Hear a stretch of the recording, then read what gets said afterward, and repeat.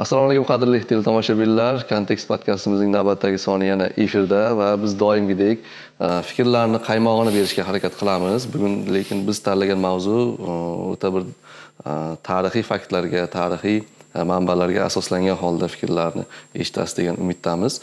Ya'ni bilamizki 14-15 asrlarda butun Osiyoni, Yaqin Sharqni, ayniqsa O'rta Osiyoni bir larzaga solgan shaxs bor. Haligacha uni ilmiy manbalar orqali o'rganib kelishadi. Ya'ni bu sohibqiron Amir Temur. Suhbatdosh sifatida mehmonimiz taklif etganmiz aynan Temuriylar tarixi davlat muzeyi katta ilmiy xodimi, tarix fanlari bo'yicha falsafa doktori Komiljon Sultonov. Avvalambor Amir Temur deganda hammani ko'z oldida ikki xil obraz shakllanadi. Kimdir uni bunyodkor sifatida o'sha ma'rifatga, ilmga bir hissa qo'shgan, homiylik qilgan degan fikrlarni aytsa, kimdir o'sha katta tarixiy shaharlarni buzgan, bir vayronkor ishlarni amalga oshirgan deganday fikrlarni aytadi. Ya'ni bu ikkita obrazni qaysi biri o'zi haqqoniyroq? Haqiqatan Amir Temur hazratlaridek buyuk hukmdorlar haqida bunaqa fikrlarni bo'lishi bu tabiiy hol. Sababi Amir Temur yashagan davrlari, o'sha hukmdorlik yillarini olib tahlil qiladigan bo'lsak, aynan mana shu yuqorida aytgan fikrlaringizni ko'rishimiz mumkin-da. Avvalambor Amir Temur hazratlari qanaqa davrda, masalan, o'sha tarix maydoniga keldi. Bu o'sha Chingiziylar hukmronligi, uni asorati, butun shahar, qishloq vayronaga aylangan, iqtisodiyot izdan chiqqan bir og'ir mana shunaqa davrga to'g'ri keladi-da. Ikkinchi tomoni Amir Temur yashagan davrda bir urushlar bir urfga aylangan davrlarda. Gap hozir o'rta asrlar haqida gap ketyapti-da. Aynan ana shu davrda sohibqiron Amir Temur birinchi amalga oshirilgan ishlari o'sha mayda feodal mamlakatlarni birlashtirishga harakat qildilar-da. Bosh maqsad shu urushlarni oldini olish. Chunki bir joydan agar boshqaruv bo'lsa, demak ularni tartibga olish, tartibga solish bu ham mantiqan to'g'ri keladi. Ana shu nuqtai nazardan u kishining bosh maqsadi ana shu narsaga yo'naltirildi. Va mana shu jarayonlarda biz bilamizki, o'sha tarixdan Amir Temur hazratlari o'sha masalan o'sha davrdagi ko'plab o'tgan hukmdorlardan farqli tomoni, u kishi qaysi zaminda, qaysi hududda masalan bo'lsalar, albatta mana shu urush tufayli vayronaga aylangan shahar va qishloqlarni qaytadan tiklaganlar. Undan tashqari ijtimoiy sohalar, mana deymiz, tibbiyot muassasalari, ko'priklar, masjid, madrasalar, ilm dargohlarining qurilishiga doim e'tibor qaratganlar. Shuni boshqa hukmdorlardan farqli tomoni ham shunda.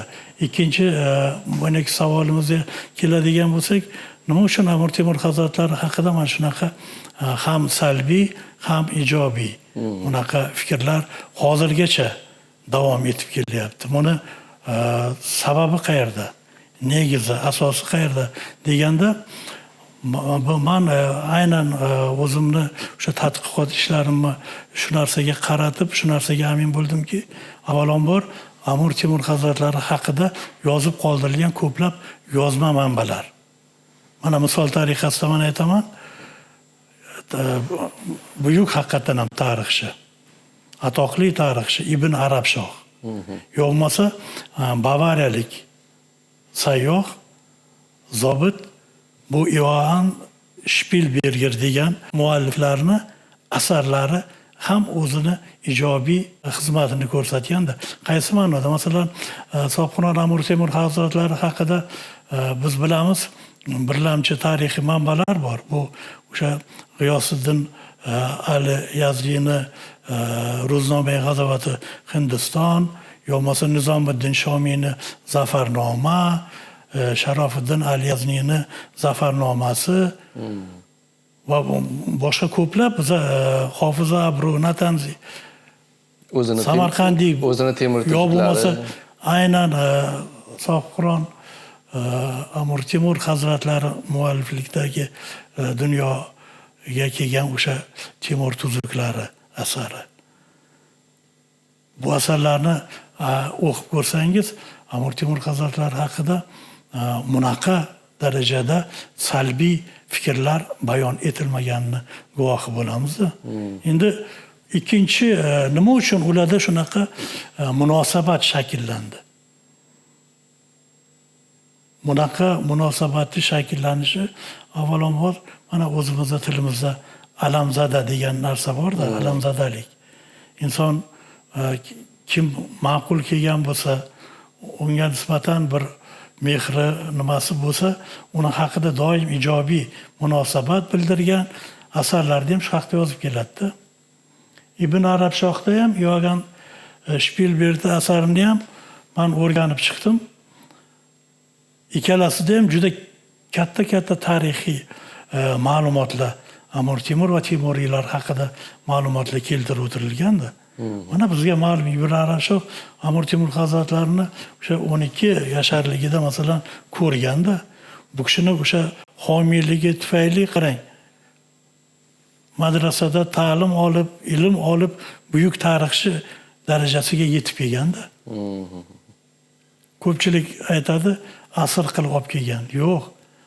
Amir Temur hazratlari qaysi yurtda bo'lsalar, sara narsalarni olib kelganlar. Amir Temur hazratlarini ma'naviyatini agar chuqur o'rgansa odam, u kishini tarbiya topgan oilasi, u kishini o'sha yoshlik davridagi olgan ilmi, bilimi, men ko'p ta'kidlaymanda, o'sha birinchi o'sha ilm bergan pirlari, Shamsiddin Kulol, otalarini ham pirlari bo'lgan.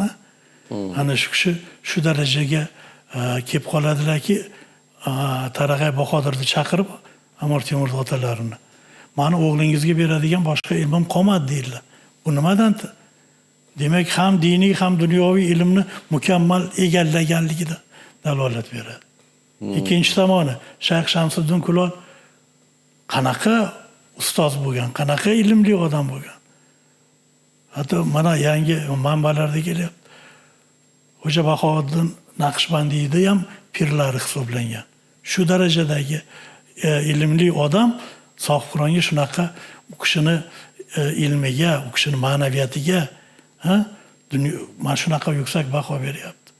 Bunday odam doimo mana Sharofiddin Aliyazni aytadi, Amir Temurga bunyodkorlik bu tug'maydi degan baho beradi. To'g'ri. Masalan, Sharofiddin Aliyazni Zafarnoma asari bilasiz, keyinchalik Amir Temur vafotidan keyin yozib tugatilgan asar, nevaralarini tashabbusi bilan. Lekin uni yozilish jarayonini olib qarang. Amir Temurda shunday narsa bo'lgan. Mani haqimda kitob, mana Nizomiddin Shomiy bilan uchrashganda, masalan, qarang, ikkita asar, G'iyosiddin Alini asari bilan Nizomiddin Shomiyni solishtiradigan bo'lsak, G'iyosiddin Ali bilan ham uchrashganlar, o'zlari bilan birga doimiy harbiy safarlarda birga yurgan. Nizomiddin Shomiy ham xuddi shunday. Tarixchilar ko'p, yozuvchilar ko'p, lekin men aytdim, Amir Temur hazratlari o'zini sohasini mukammal, kuchli bilgan olimlarni yo soha mutaxassislarini, hunarmandlarni doimo Samarqandga, ya'ni Samarqand poytaxt qilib e'lon qilganlar, to'g'rimi? Uni dunyoni bir eng madaniyati rivojlangan mamlakatga aylantirish bosh maqsadlari bo'lgan. Shuning uchun ana endi yuqorida yana bir aytib ketyapsiz, u kishida shunaqa imkoniyat bor. Asr qilib olib kelib, majbur qilib ishlatish. Ijod ahli, ilm ahli majburan harakat qilinganda bunaqa o'zini mevasini bermaydi. Uni Amir Temur hazratlari juda chuqur anglaganlar. Agar majbur qilib olib kelish kerak bo'lganda Ibn Xaldunni olib kelgan bo'lardilar. Ibn Xaldunga taklif qiladilar. Keling, sizga hamma imkoniyat sharoitlarni yaratib beraman. Imkoniyat sharoit degan nimadi? Ya'ni maosh, yashash, turish, ijod uchun hamma imkoniyatlarni qilish uchun imkoniyat sharoitlarni qilib berganlar-da. Hofiz Abru bejizga aytmaydi. Dunyoni mana mamlakatlaridan oqib kela boshladi. Olimlar, hunarmandlar, ha mana shu yerda shunaqa hukmdor paydo bo'libdi. Amir Temur degan. Sharoitlar qilib berar ekan. Hattoki harbiy soha odamlari ham qarang. Amir Temur masalan Chingizxon maosh to'lamagan askarlariga.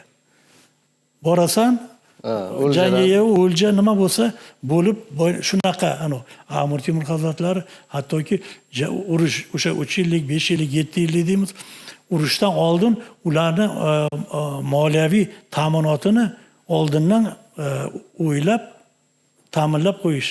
Boyagi ibora borki, kim to'lasa o'sha buyurtma beradi degan masala. Tarixchilarning yonida olib yurgan yoki o'sha ilm ahliniga bir homiylik qilib Amir Temur tomonidan bu narsalar amalga oshirilyapti-da. Va ular endi Amir Temur haqida agar asar yozadigan bo'lsa, u qanchalik haqiqatga mos bo'ladi? Qaysiniki? Ya'ni mana hozir aytayotgansiz, yonida yurganlari. Ularni yozganlari qanchalik o'sha haqiqiy. Endi mana shu yerda g'oyani, fikrni biroz ijobiyroqqa yoki boshqa bir nima tarixiy fakt buzilgan bo'lishi mumkinmi demoqchiman bu yerda. Bunaqa fikrlar ham bor, mavjud. Lekin bitta narsaga e'tibor qarating-da. G'iyosiddin Alini ham chaqiradilar. Nizomiddin Shomiy keyinroq, chaqirganlarda bitta gap aytadilar-da. Mana meni haqimdagi ma'lumotlarni munshiylarim, kotiblar, ya'ni divondagilar bular har bitta qilingan qabul jarayoni bo'ladimi, harbiy safarda yurganlarimi, qancha qo'shin bilan chiqdilar, umuman hamma ma'lumotlar qog'ozga tushib borilganda har joyda. To'g'rimi? Mana shularni hammasini umumlashtirib bir kitob holatiga keltiring degan fikrlari bor-da. Aynan Nizomiddin Shomiyga ham nimaga ham G'iyosiddin Ali Yaziyga ham xuddi shu shartni qo'yadilar. Lekin men nima demoqchiman? Masalan, ko'p savol berishadi. Mana zafarnomalar o'rtasida yo G'iyosiddin Ali Yaziyni o'sha Hindistondagi safari haqi bularda farqlar bormi deganda bor. Amir Temur hazratlari bu Nizomiddin Shomiyni asardan ham ko'ngillari to'lmagan.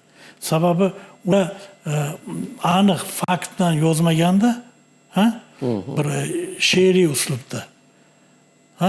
Mana shunaqa badiiy nimalarni bo'rttirib ko'rsatgani uchun bu kishini ko'nglidan joy olmayapti.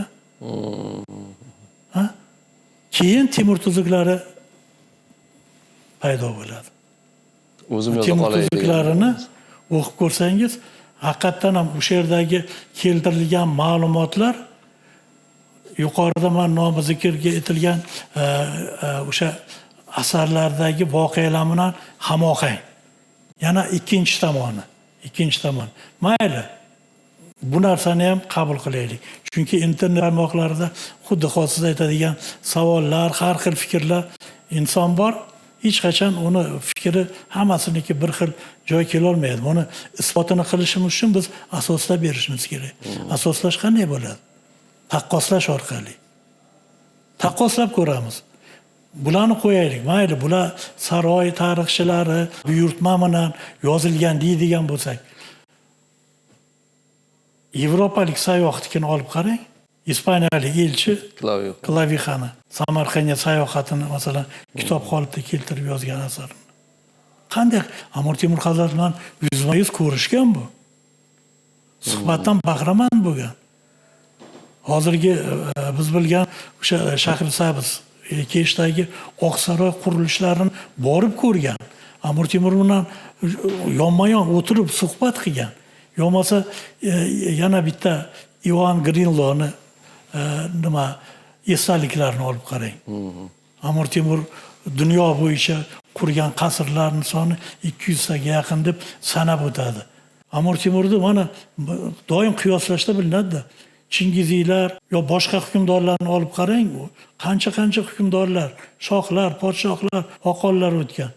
Ularni qaysi biri u jangga kirishdan oldin tinch aholini ogohlantirib, olimlar, fuzololarni uyiga, joyiga, oila ahliga ziyon yetkazilmasin degan askarlarga buyruq berib qo'yadi.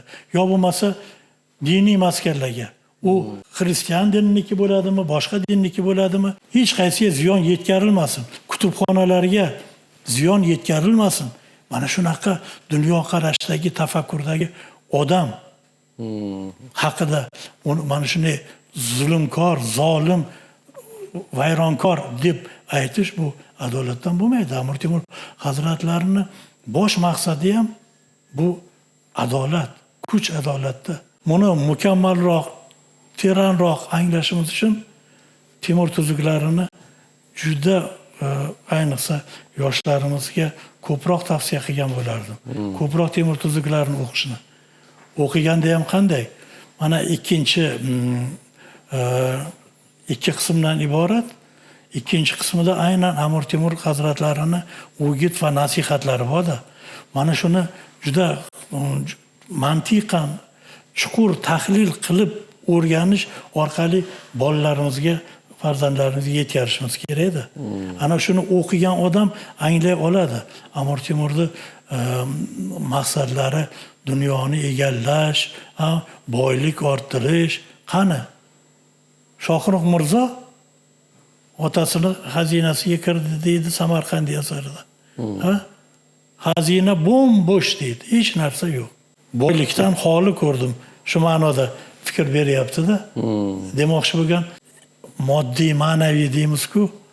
Moddiy boylik bu o'sha qurilgan inshootlar, me'moriy yodgorliklar. Hozirgacha turibdi. Go'zal Samarqand shahrida. Ma'naviy Temur tuzuklarini o'zi. Mana men doim aytaman, shuni fors tilidan tarjima qilgan Alloma Alixon To'ra Sog'oniy Temur tuzuklarini oltin kitob deydi. Biz bugun faxrlanishimiz kerak. Bugungi kunda shunaqa bir davrga yetib keldik. Mana 697 da qarang. Dunyoning mana degan mamlakatlardan qancha olimlar keldi. Saray insonlar kelib ma'ruzalar qilishdi. Biz bilan birga mana shu yerda. Ular bahosini berib ketdi. To'g'rimi? Mana aytmoqchi bo'lganim, Amir Temur hazratlarini tadqiq etish, o'rganish. Biz hozir bir dengizdan bir tomchida hozir olganimiz. Olib o'rganayotgan narsalari juda ko'p. Buni katta hududni egallagan hukmdorning o'zi yo'q. Bunday katta davr hukmronlik qilgan 500 yil hukmronlik qilgan bunaqa sulolani o'zi yo'q tarixda masalan. Yana qanday? Ularni hammasidan nimadir qolganda. U Hindistonda bo'ladimi? Boshqa mamlakatlarda bo'ladimi? Qayerda bo'lsa bularni qadami yetgan yurtda gullab yashnaganda millati, dini, e'tiqodi bu nimadan dalolat? Bu bizani xalqimizda ham bunaqa xalqlar endi juda kamdan kam uchraydi. Qoniga singib ketganda shunaqa tolerant, bag'ri keng xalq biz. Biz buni bilan faxrlanishimiz kerak. Dunyo buni faqat biz aytayotganimiz yo'q, dunyo e'tirof etib kelyapti. Bejizga men aytmadim. Mana shu xalqaro anjumanda masalan kelganlar. Biz o'sha ilmiy manbalar, ilmiy jarayon mana o'sha Yevropadan, xorijdan kelgan mutaxassislar, ekspertlar aytyapmiz. Shunda tarixiy manbalar hisobidan oladigan bo'lsak, Sharq manbalari va Yevropa manbalaridagi ma'lumotlarda tafovutlar yo'qmi shunda yo ayrim joylarda tafovutlar ham bo'ladi? Yevropa olimlarini yaratayotgan asarlarda ham, Sharq olimlarini asarlarida ham asosiy manba nimaga qaratilganiga bog'liqda. Urg'u qayerga ketdi? Urg'u qayerga qaratilganiga bog'liqda. Men yuqorida aytdim-ku, kimga oltin kerak bo'lsa oltin oladi, kimga yomon narsa kerak bo'lsa yomonni olganda. Mana Ibn Arabshohni asarida Amir Temur haqida bunchalik ko'p ma'lumot berilmaganda, lekin shu bilan bir qatorda salbiy baholar ham uchrab turadi, uchrab turadimi? Bor. Bir-biroviga zid yana qiziq tomoni. Ammo yuqorida aytdim-ku, qanaqa osmondan olib aytganim yo'q. Bu tarixiy faktga tayanib aytayotgan gaplarimda. Nima uchun?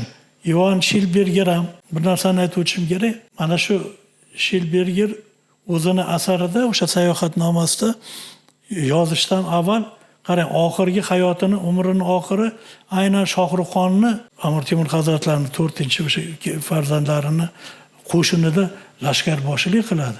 Shuncha imkoniyat yaratilgan. Nimadan dalolat? Demak, u harbiy sohani juda kuchli bilganda uni foydalanishgan. Yevropalik masalan. Shilbergerda asar ruscha man olib tadqiqotimda tarjima qildim o'zim rus tilida. Rus tilida bor edi. Niyat qilmay, yana o'zbek tilida to'liq tarjima qilsam, shu yerda bitta ma'lumot keltiradi. Ibn Arabshohda ham shu so'z bor. Bunda ham. Men bu kitobimda, asarimda o'zim ko'rib bilganlarim, guvohi bo'lganlarim va 3-shaxslardan eshitganlarimni yozishni niyat qildim deydigan fikr uchrayapti. Bu degani bularni o'zini ko'rib, bilib yozganlari haqiqatga yaqinda, lekin bo'ynaki mafkura degan narsa bo'lganda, mafkuraga zidmi? Sen kimni maqtayapsan? Mana qancha olimlarimiz o'sha mafkurani ta'sirida kichkina masalan fikr berib yo asar yozib, yo bo'lmasa o'sha Temur tuzuklarini tarjima qilib tazyiqqa uchraganlar. Adolat bukilishi mumkin, lekin hech qachon sinmaydi. Mana buni isboti bugungi kun qarang.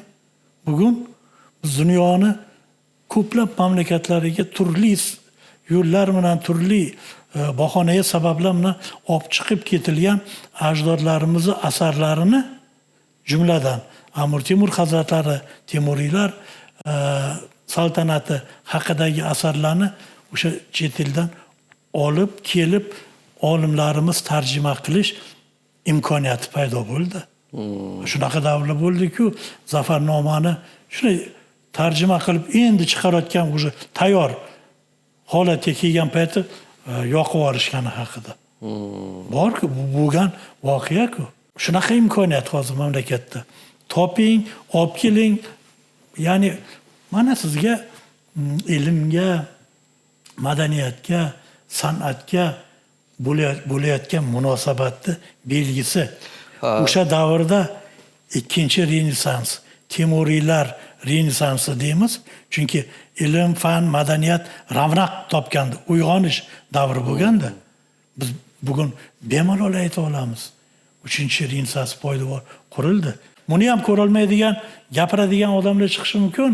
Ana qalb ko'zi deydi-ku, alamzada, nima, shunaqa odamlar avvalam bo'lgan. Bu Amir Temurgacha ham bo'lgan. Ilm o'rganishga ham masalan shart-sharoit ochildi deyapsiz. Manbalar uchun imkoniyat ham bor, topib olib kelish masalasida yordam beriladi. Ilm ahli nima qilyapti endi bo'lmasa bugun? Nima uchun hali ham biz yangi ma'lumotlar, Amir Temurga, undan keyin o'sha Temuriylarga oid bir yangi faktlarni biz eshitmayapmiz? Ishlar ketmayapti emas. Hozir masalan o'zim faoliyat yurgizayotgan dargohda ham Temuriylar tarixi davlat muzeyida. O'sha yerda ham qarang. Prezidentimiz tashabbuslari bilan ilmiy bo'limlar ochildi. Oldin ham bor edi. Bo'limlar nomi boshqa, lekin ichida aynan Amir Temur, Temuriylar haqida tadqiqot olib borayotgan olimlar bor edi. Lekin oylik maoshlari biz xohlaganday darajada emas edi demoqchiman. Soddaroq qilib aytadigan bo'lsak. Hozir bilasiz, O'zbekiston Temuriylar tarixi davlat muzeyi O'zbekiston Fanlar akademiyasi qoshidagi. Hozir ilmiy xodimlarni oylik maoshlari aynan o'sha O'zbekiston Fanlar akademiyasi ilmiy xodimlarini oylik maoshlashini tenglashtirildi. Bu degani albatta moliyaviy nima har qanday holatda moliyaviy holat yaxshilanyapti. Yaxshilanadi. Bundan keyin yana ham yaxshilanib boradi. Yana ham biz hozir yangilik yo'q deysiz, qanday hozir juda katta ishlar qilindi. Amir Temur qomusi mana kuni kecha masalan. U nimadan iborat? Nima qomusi? Amir Temur qomusi, ensiklopediya. Butun Amir Temur hazratlarini haqidagi ham geografik ma'lumotlar, avlodlari haqida hammasi mana birinchi jildini biz mana hamkorlikda ijodiy guruh Amir Temur qomusini masalan yaratishga muvaffaq bo'ldik. Ko'p yillik orzu edi. Mana natija. Mana qarang. Dastlabki natijalar. Amir Temur hazratlari haqida internet tarmog'iga kirsangiz, turli rivoyat, afsonalar to'lib toshib ketganda, yoshlar buni anglab olishga ulgurmaydi. Qaysi to'g'ri, sahih, qaysi noto'g'ri, qaysi anglashi juda qiyin. Hammasi rivoyat. Nima boshidan oxiriga qarasangiz bir maqtagudek deb keladi-da, lekin o'rtalarida shunaqa g'aliz fikrlar ham kirib ketganini guvohi bo'lganman-da. Mana shu narsa menga ta'sir qildi. Juda. Shuning uchun 2024-yilda aynan mana shu internet tarmoqlarida, kitoblarda, maqolalarda keltirilgan mana shularni hammasini o'rganib chiqdim. Juda ko'p narsa, shularni eng haqiqatga yaqin bo'lganlarini, o'sha tarixiy manbalarda keltirilgan asarlardagi mos, yaqin bo'lganlarini yig'ib, ham Kirill, ham latin tilida Amir Temur rivoyat va hikoyalar to'plamini nashr etishga muvaffaq bo'ldim. Mana yo'qmasa kuni kecha yubiley munosabati bilan muhtaram prezidentimizni 5-fevraldagi Amir Temur hazratlarini 690 yilligini keng nishonlash. Shu bo'yicha ko'p yil men o'zimni niyat qilib yurdim. Amir Temur fenomeniga qaratilgan, Amir Temurning ma'naviy, ma'rifiy qarashlarini ochishga qaratilgan o'zimni tadqiqotimni chop etishga muvaffaq bo'ldim. Men buni maqtanib shuni aytayotganim, faxrlanib aytyapman. Imkoniyat bor ekan, sharoit bor ekan, biz shu ishlarni qilyapmiz. Bu holi men hozir aytadigan nimalarim, yo bo'lmasa aytdik, Temur tuzuklarini bilasiz. Qancha masalan o'sha Temur tuzuklarini nashrdan chiqarilgan edi. Mana kuni kecha masalan Amir Temur xayriya fondi, Temuriylar, muzey ilmiy xodimlar hammalar birgalikda masalan 3 tilda birgalikda Respublika ma'naviyat markazi hamkorligida 3 tilda o'zbek, rus, ingliz tilida nashrdan chiqdi. Hozir rejalashtirilgan ishlar. Avval bunaqa varianti bo'lmagan. Bo'lgan, oldingilar bo'lgan. Bu endi yana ham mukammal 2016-yil ham chiqdi. Rus, o'zbek va o'zbek, rus, ingliz tillarida. Lekin bu endi yana ham nima deydi, to'ldirilgan juda katta ishlar amalga oshirildi. Ham sifat jihatdan ham mazmun mohiyati albatta bu Amir Temur qalamiga mansub bo'lgan voqealar. Ularni endi chiroyli dunyoni e'tirofiga tushadigan darajada dizayn deydi, bu tomonlariga ham alohida e'tibor qaratilib, nashrdan albatta chiqdi. Endi bu ishlarimiz albatta bardavom bo'lishi kerak. Endi sharoit aytyapsiz, mana qilib berilgan ishlar, oylik maoshlar masalasida ham demak, bu ishlar davom bo'lishi tabiiy, menimcha, yana katta-kattaroq yutuqlarga erishiladi. Keling endi o'sha tarixiy manbalar haqida, bugungi o'sha manbalar bilan ishlash, olimlarimiz qilayotgan yangiliklar, tadqiqotchilar qilayotgan ilmiy ishlar haqida qisqaroq bo'lsa ham fikr bera oldik deb o'ylayman. Endi harbiy yurishlar haqida gaplashsak, Amir Temur. Uni o'sha qo'shin tuza olish taktikalari, o'sha harbiy yurishdagi rejalari, rejalashtirish masalasi, ayniqsa o'sha Boyazidni, To'xtamishxon bilan urushlarida qanaqa taktika qo'llaganki, Amir Temur ularni yenga olgan. Harbiy yurishdagi strategiya nuqtai nazar. Hozirgi kunda ham Amir Temurning o'sha harbiy taktikalari dunyoni ko'plab harbiy akademiyalarida ham mumtoz asar sifatida o'rganiladi taktikalar. To'g'ri, endi bu o'rta asr haqida. Qarang. Mana shu yerda bir nimani aytib o'tishim kerak, yuqorida ham ta'kidlab o'tdim. Amir Temurni masalan 1000 ta jangga ishtirok etgan, birortasi yengilmagan deymiz. 3 yillik, 5 yillik, 7 yillik urush. hech kim aqli bovar qilmaydigan darajada taktikalarni qo'llaganlar. Harbiy sohada bu kishi shunchalik yetuk bo'lgan. Hatto bu kishiga qarshi, masalan, bu kishini avlodlariga qarshi qilich ko'targan generallar ham buni e'tirof etadi. Masalan, Mixail Ivaninni olib qarang. Chor Rossiyasi paytidagi general kitob yozadi. Chingizxon va Amir Temurga bag'ishlab. Endi solishtiradi qiyoslab. Amir Temurni qo'shinida tartib bor deydi. Ya'ni mana kinofilmlarda ko'ramiz-ku. Ot bilan kirdi, xuddi mana o'zimizni ko'pkariga uloq tashlaganga qancha bo'lib ketadi. Ana shunaqa daraja. Lekin tartibga solib, o'ng qanot, chap qanot, qaysi qanaqa kiyimda, tartib, intizom, keyin 7-qo'l deymiz. Bu narsani Amir Temur o'ylab topganlar. To'xtamish ham, masalan, nimada ham, Bayazidda ham, adashmasam unda ham 5 ta, hammasida 5 ta, 7 qo'l, ya'ni boynaki jang boshlangandan keyin qo'shin kirishi, bu 7-chi bu orqa tomondan boynaki to'lg'ama usuli kirib nimani bu taktikani aynan Amir Temur hazratlari o'ylab topgan taktikalardir. Yo bo'lmasa qarang, Hindistondagi o'sha Dehlidagi bo'lgan urush holat, ular fillarni qaramaga tashlaydi-ku.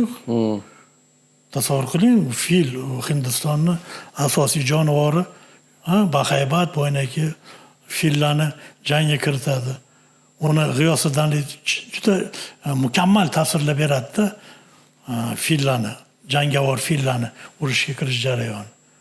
O'sha yerda boynaki nimani ba'zi manbalarda keladi, Halil Sulton nabiralari, suyukli nabiralari. O'sha unga qarshi tuyalarni ustiga nimalarni o'tlarni yoqib fillarga qarshi tashlagani. Eng asosiysi tartib bo'lgan, tartib. Disiplina deydi-ku, tartib juda kuchli bo'lgan. Bu haqda anglab olish uchun yana aytaman, Temur tuzuklarini chuqur o'rganib chiqish kerak edi. U yerda oddiy askar, ofitserga qanaqa munosabat, qanaqa hammasi batafsil yozib berilgan, yozib qo'yibdi-da. Buni faqat chuqur tahlil qilib o'rganish kerak edi. Endi Bayazid dedik, haqiqatan biz bitta narsani hech qachon unutmasligimiz kerak. Bayazid ham juda kuchli harbiy sarkarda bo'lgan. Yevropani larzaga keltirib turgan Turkiya sultoni. Harbiy salohiyati juda kuchli bo'lgan. Lekin zulm kuchaygan. Amir Temurda pirlar aytadi-ku, qayerda zulm kuchaysa, mag'lubiyat yaqin. Shu ma'noda. Amir Temur zulm qilmagin deb Bayazidga necha marta xat orqali muloqotlar qiladi, o'zining takliflarini beradi. 20 yosh kichkinada. Kelishni xohlamaydi. 20 yosh kichkina Bayazid. Yildirim Bayazid Amir Temur hazratlaridan 20 yosh kichkina. Mana shu yoshlik qiladim, boshqa qiladim, keyin pushaymon qiladi baribir. Yengilgandan keyin o'zini xatosini anglaydi. O'rtada bular 1 oy, 2 oy birga manbalarda yozib qoldirilgan-ku. Bayazidni hech qachon Amir Temur xo'rlab, boynaki qilib, jazolab, oilasini qirg'in qilmagan. Amir Temur hazratlarida unaqa reja ham bo'lmagan, masalan, labziga turmagan, gapiga turmagan, keyin shunaqa insonlarni yoqtirmagan. Mana shunaqa xush ko'rmaganda u kishi. Jazolay olgan keyin. Albatta, har bitta o'sha xatlarini agar o'qib ko'rsangiz, xatlardagi munosabatni buni keyin o'zi ham pushaymon qiladi. Bular masalan hayotini oxirgi kunda bular dushman bo'lib ajralmaydi. Nimaga qoldiradi? O'zini farzandlariga qoldiradi. Turkiya boshqaruvini. Chalabiga masalan. Shunaqa davrlar bo'ldi. Turkiyada ham ko'plab Yildirim Bayazid tarafdorlari shunaqa bir alamzadalik bilan Amir Temur hazratlarini yomonlab, boshqacha munosabatda bo'lishdi. Lekin mana keyingi davrlarda munosabat tamomila o'zgargan. Mana professor Ahmad Shimshirgil kitob yozdi Amir Temur haqida. Agar chuqur mutolaa tahlil qilib o'rgansangiz, Amir Temurni masalan juda ulug'lab realni holatda yozganda, u qanaqa insonda, bu qanaqa, uni kamchilik, yutug'i, hamma holatlarni masalan o'sha turkiyalik olimni o'zi yoritib berdi-da. Bu endi bor narsada bundan ko'z yumadigan nima emasda. Hattoki Turkiyaning birinchi prezidenti Mustafa Kemal Atatürk. Mana. U kishi ham Amir Temurga juda bir mehri baland bo'lganda, chunki anglagan, ular bilgan. Yevropa hukmdorlari ham o'sha Boyazidni mag'lub qilgandan keyin o'sha xatlar yuboradi, tabriklar, turli sovg'a-salomlar bilan. Ularning ham hurmatini qozonadi. Sababi birinchidan ko'p qirg'inlarni oldi olinadi bu orqali. Ko'p katta urushlar olinadi. Masalan, o'sha 20 kilogramm tillodan Yevropa xalaskori deb Fransiyada Bejizga ana haykallar qo'yishmagan. Bunaqa haykallarni Amir Temur hazratlari mana keyingi ma'lumot chiqib, rus knyazlari ham Amir Temurni oltinda ta'sirlab, oltindan haykallar qilganlari. Bu narsalar juda ko'p. Misollarni juda ko'p keltirishimiz mumkin. O'sha haykallar muhim rol o'ynagan. Haykallar deganingizga yana bir savol ismi tushdi. Xo'p, Amir Temurni endi biz tarixiy manba, obrazlari, senzordan fikrlarni aytyapmiz. Hozir bugungi kunda mavjud mana Samarqandda Amir Temur haykali bor, Toshkent shahrida o'sha markaziy maydonlardan biriga qo'yilgan, mahobatli, o'sha ko'rinishidan bir zabardast, asl holicha tasvirlangan desa bo'ladi. Suratda ham bor Amir Temur yaratilgan o'sha manbalar asosida. Endi bu so'ramoqchi bo'lganim, o'sha haykali, suratlari qay darajada o'sha asl holiga yaqin? Manbalar o'sha oxirigacha o'rganilgan holda yaratilgan bu suratlar, bu haykallar. To'rtbek bundayda Amir Temur va Temuriylar davriga oid juda ko'p asarlarda masalan miniatyura shaklida odamlarning tasviri berilgan.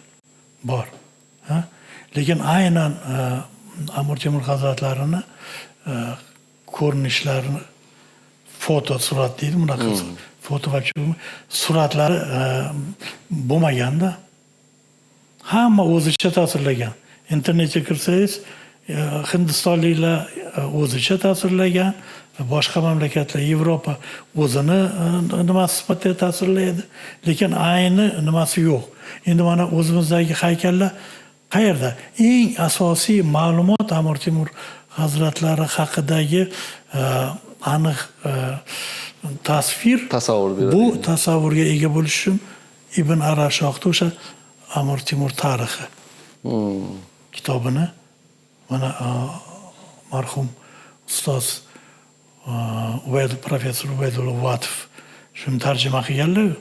Mana shu asarda aynan Amir Temurni ko'rinishlari to'liq berilganda. Tasvirlari haqiqatan ham Eron nima deydi, pahlavonlar bo'ladi-ku. Pahlavon, gavdali, alpa, ko'zlari katta, yelkalari keng. Shunaqa qilib tasvirlangan. Haqiqatan ham jismonan juda baquvvat odam bo'lganlar. Jismonan. Qarang, bolalariga ham o'tganda 12, 14, 15 yoshdan davlat boshqaruvida. Hamma bolalari. Yoshligidan o'sha ma'lum yoshga yetgandan keyin, masalan 5-6 yosh yetdimi, albatta diniy, dunyoviy deymiz, ilmlarni egallashini bir qatorda harbiy sohani qizi ham, o'g'li ham egallagan. Shunaqa imkoniyat sharoitlar qilingan. Tushuntira oldimmi? Qarang, hammasi. Men podshoniki, o'g'liman, u bu deb unaqa narsa emas. Davr shunday bo'lgan. Masalan, Amir Temur 40 yil davomida o'sha katta bir saltanatni barpo qila oldi. xulosada ushlab tura oldi, lekin vafotdan keyin o'sha nisbatan juda tez tarqaganda, bu ma'murchilikda nimadir xatoga yo'l qo'yganmi yo o'sha hozir endi biz maqtab turibmiz, to'g'ri, uni avlodlari keyin yosh bo'lsa-da katta o'sha nimalarga erishgan, saroyda shohlik qilgan deb, lekin tez tarqab ketdi davlatchilik aytmoqchiman. Unga sabab nima bo'ldi? Endi hozir berayotgan savollaringizni tahlil qilib chiqdim. Har bitta savolingiz bitta ko'rsatuvda. Endi mana bu savolga keladigan bo'lsak, buni ham javobi aynan mana shu narsa, bu shunaqa buyuk davlatni masalan parchalanishiga olib keldi. Buni bilan saltanat tugadi degan narsa kelib chiqmaydi, lekin haqiqatan ham o'zaro nizolar bor. O'zaro aka-ukalar, qarindosh urug'lar o'rtasidagi nifoq. Buni agar yaxlit javob beradigan bo'lsam, bitta narsada vasiyat degan narsa bor. Diniy tomondan ham vasiyat, o'sha davrda ham, bugungi kunda ham qonun nuqtai nazaridan vasiyat faqat bajarilishi kerak. Vasiyatga amal qilmaslik mana shunaqa holatlarga olib keladi. Amir Temur nima vasiyat qildilar? Bir nabirasiga qoldirgan. Yo'q, vasiyat u taxtni nabiram Pir Muhammadga qoldiraman. Bakka bitta nozik tomoni bor-da. Qilishni o'ylab qindan chiqaringlar. Mazmunini aytaman. O'rtalaringda nizo kelib chiqmasin. Avlodlariga aytibdilar.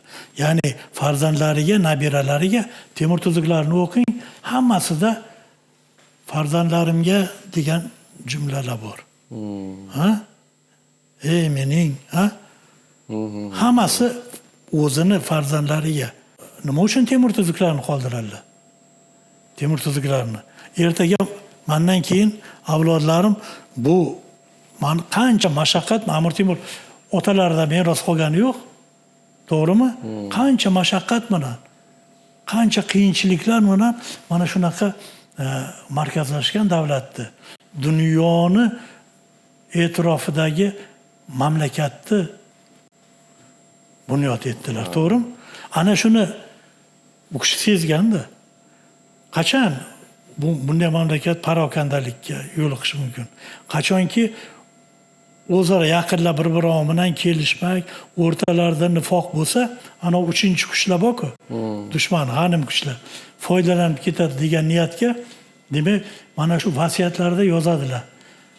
Agar meni vasiyatlarimga qarang, amal qilsanglar, ko'p yil hukmronlik qilursizlar degan vasiyatni qildilar. Bular Amir Temur hazratlarini holi dafn qilish nimalari tugamasdanoq taxt uchun kurashlar boshlanib ketdi-ku.